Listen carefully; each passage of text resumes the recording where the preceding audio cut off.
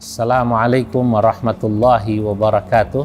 Waalaikumsalam. Alhamdulillah wassalatu wassalamu ala Rasulillah wa ala alihi wa sahbihi wa mawala amma ba'du.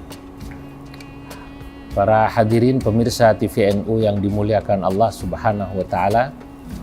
Hari ini alhamdulillah saya bisa bertemu dengan Anda semua, ditemani sahabat saya Bapak Malik Mahbub Ahmad.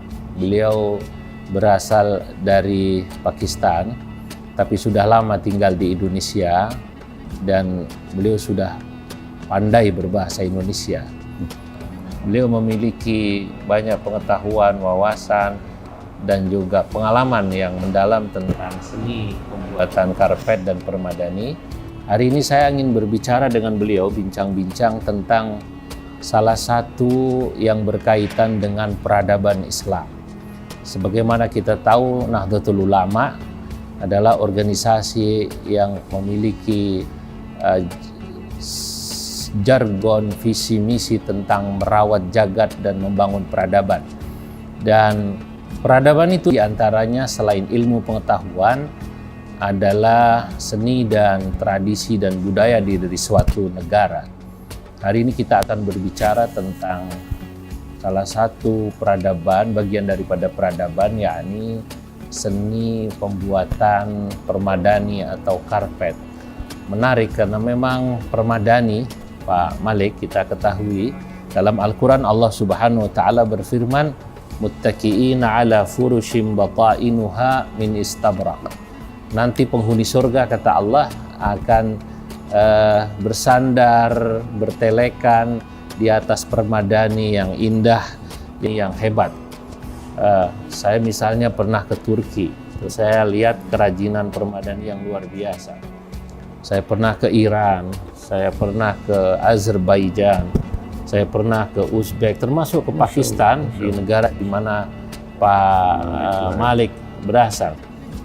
Saya menemukan luar biasa kerajinan-kerajinan karpet ini yang beberapa ada kemiripan, tapi juga beberapa ada kekhasan. Saya tidak tahu persis ini hubungan negara-negara yang saya pernah kunjungi ini dan sejarah bagaimana pembuatan permadaninya di negara tersebut.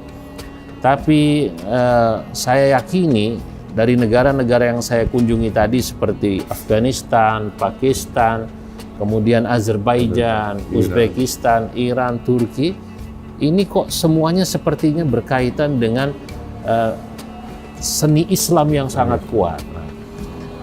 Saya mendengar Pak Malik ini termasuk orang yang sangat paham ya tentang ini. Saya ingin bertanya misalnya kepada Pak Malik tentang seni pembuatan permadani sesungguhnya seperti apa awal mulanya, dan apakah ada unsur-unsur spiritual dalam pembuatannya. Karena misalnya di Indonesia itu, saudara Pak Malik juga, para hadirin, saya menemukan ada pembuatan batik itu di sebuah daerah di Batang, itu namanya batik Rifaiyah, terkenal. Itu sebuah aliran tarekat, itu batiknya itu dibuat, para pembatik ini, ibu-ibu ini saat membuat sambil membaca zikir, sholawat. Nah, jadi memiliki nilai yang lebih, bukan saja nilai seninya, nilai spiritualnya, juga pastinya nilai materialnya. Nah, sebenarnya sebelum Islam datang sudah ada? Sebelum. Oke. Karpet yang tertua juga ketemu itu 2500 tahun. 2500 tahun sebelum Masehi? Enggak, umurnya sekarang. Umurnya 2500 tahun. Jadi ya 500 sebelum Masehi. Oke. Nah, karena itu memang, tapi perkembangannya di zaman Islam tuh luar biasa. Kalau Bapak sudah kunjungi beberapa negara, rata-rata semua negara Muslim yang produksi permadani buatan tanah. Dan mereka tuh simpan sejarahnya tuh jadi tulis. Baik. Dan mereka sampai sekarang juga kalau kita ketemu yang maker-maker yang tua, mereka suka bilang, oh kita pernah tulis buku sudah sampai di negara kamu. Itu mereka anggap, oh saya tulis surat. Jadi bikinan karpet itu dianggap surat cinta. Baik.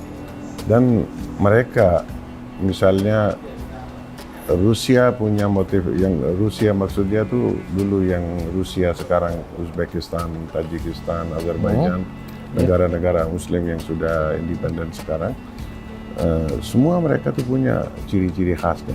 Baik.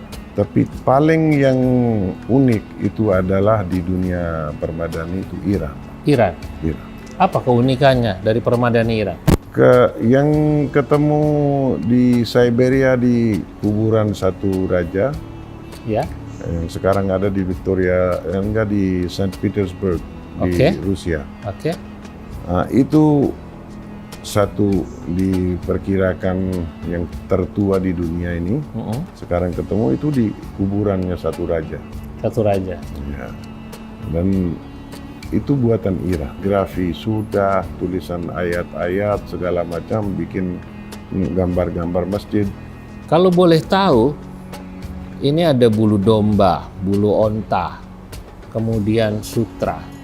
Itu pasti ini dari sisi kerumitan, dari sisi seni, dari sisi harga berbeda-beda ya. Beda.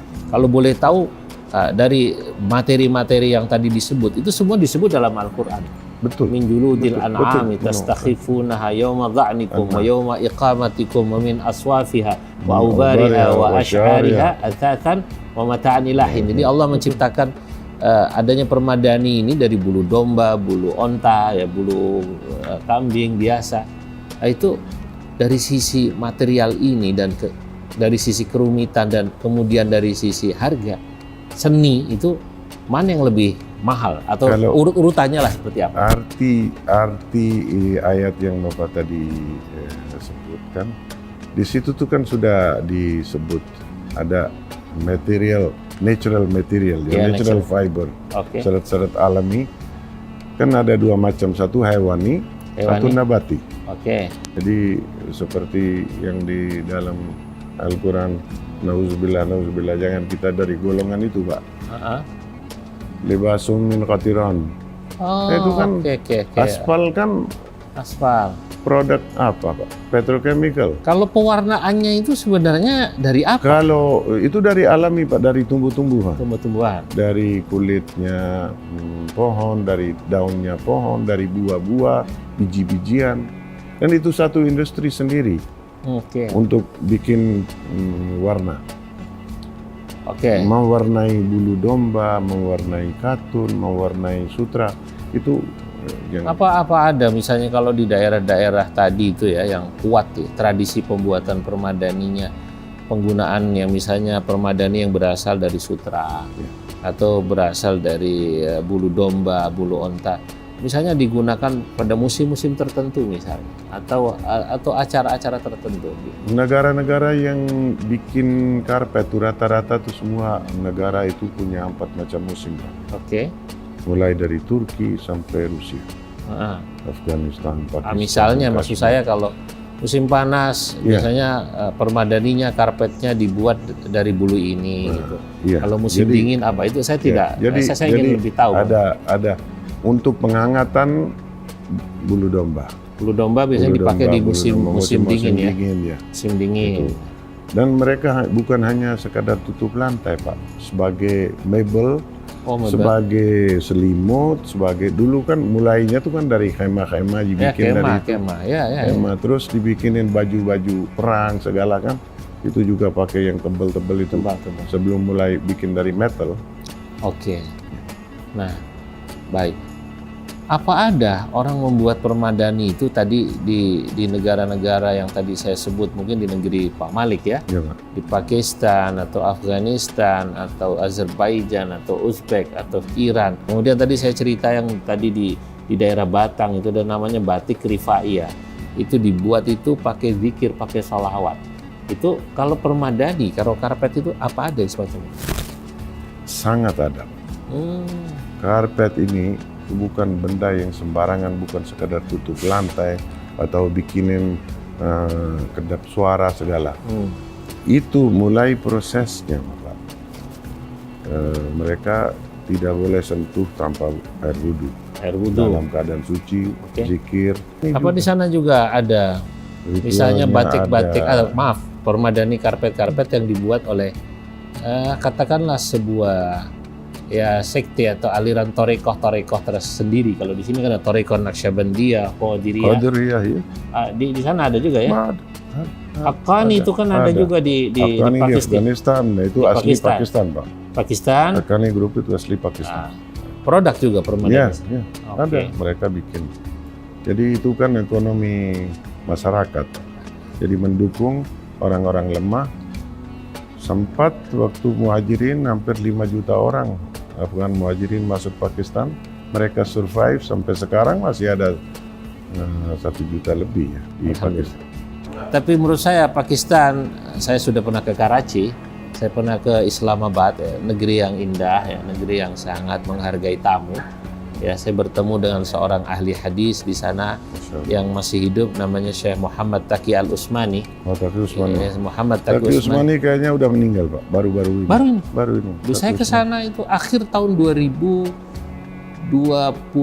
Kayaknya 1 tahun yang lalu. Belum, udah. mungkin belum. Sehingga saya belum. Saya Beliau Taqi ahli Usmani. hadis, Ya. mensyarahi Sahih Muslim, ya. Saya ke Karachi, tapi saya juga ke Islamabad, daerah yang di utara. Kalau tidak salah, Nah, yang saya ingin bertanya, sudah berapa lama itu Pak Malik ya, Pak Malik Mahbub Ahmad ini di Indonesia sampai kemudian bahasa Indonesianya sudah mulai lancar? sekarang sudah alhamdulillah 36 tahun. 36 tahun, Masya Dari Allah. 87. 87. 87 itu kalau di NU itu pada masa kepemimpinannya Gus Dur itu. Oh, Masya Allah. Saya kenal sama beliau tuh tahun 94. Kenal Gus Dur dari 94? 94. Masya Allah. Beliau masih suka nulis tentang bola. Oke, Pengamat bola. Pengamat bola. Saya sering ke Ciganjur dan setelah beliau jadi presiden, beliau juga sering ke tempat saya. Alhamdulillah. Masya Allah, barakah. Barakah, Kasih. barakah. Kasih semangat yang luar biasa. Saat ini sudah punya permanen residen di Indonesia atau sudah jadi warga negara? negara Indonesia. Masya Allah, sudah warga Indonesia. ini, Pak. Dari Selamat ini. Alhamdulillah tahun 2002 Pak. Tapi budaya Pakistan masih juga dijaga ya. Saya lihat salah satu pakaiannya ya. Nah, ini bagian daripada Daripada maksud saya tuh generasi sekarang kan membanggakannya tuh tren dan brand. Oke. Jadi anak-anak muda sekarang lama-lama kan selalu westernized. Oke. Jadi ikut Eropa kan, kita orang Timur kan kita jaga kita punya kebudayaan. Sama seperti saya. Diselamatkan. Kalau Pak Malik menggunakan baju daerah yang dulu beliau tinggal walaupun tetap cinta Indonesia karena sudah Insya jadi Allah. warga negara Insya Indonesia. Saya berterima kasih atas penjelasan Pak Malik yang beliau ini sangat menguasai. Kalau boleh saya tahu, apa Pak Malik ini juga punya semacam katakanlah hubungan khusus dengan permadani di bidang misalnya memproduk atau menjual barangkali gitu? Ya, jual juga, produksi juga. Kalau ada orderan khusus, motif khusus, warna khusus, ukuran khusus kita bikin juga. Masya Allah. Tentunya kalau saya Dan alhamdulillah melayani dari keluarga Bung Karno, keluarga Pak Harto, Gus Dur, Pak Habibie, sampai Pak SBY, saya malah membayangkan Bu Mega. ada karpet motif dari Pakistan, tapi kemudian ada tulisan Nahdlatul Ulamanya dengan lambang bola dunia.